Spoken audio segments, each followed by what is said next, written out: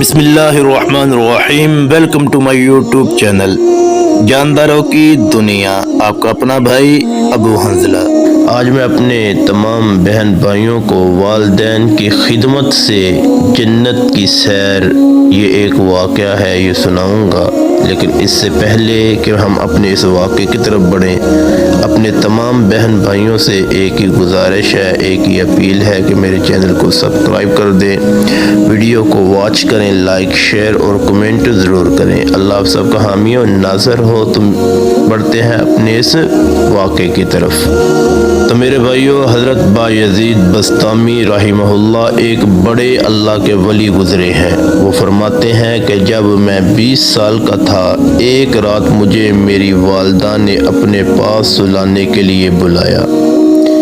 میں نے ان کی بات مان لی اور اپنا ایک ہاتھ ان کے نیچے رکھا، دوسرا ہاتھ ان کے حکم کے مطابق ان کی پشت پر رکھ لیا اور رکھ کر لیٹ گیا اور قل هو اللہ احد پڑھتا رہا۔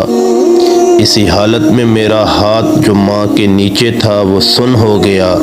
میں نے کہا ہاتھ تو میرا ہے، والدہ کا حق جو ہے حق ادا کرنا یہ خدا کا حکم ہے، چنانچہ میں نے اس پر صبر کیا یہاں تک کہ صبح ہو گئی۔ میں نے صبح تک 10,000 بار قل هو اللہ احد سورہ اخلاص پڑھ لی تھی، لیکن اس وجہ سے میرا ہاتھ ہمیشہ کے لیے سن پڑ گیا، یعنی ہاتھ ختم ہو گیا، کیونکہ وہ رات کو ہی سن ہو گیا تھا۔ تو میں نے صبر کیا تو اب وہ ہمیشہ کے لیے ہی ختم ہو گیا، جس سے میں کام نہ لے سکا۔ وفات کے بعد خواب میں ان کو دیکھا گیا کہ وہ جنت میں اڑتے پھرتے ہیں اور رحمان کی تسبیح میں مشغول ہیں۔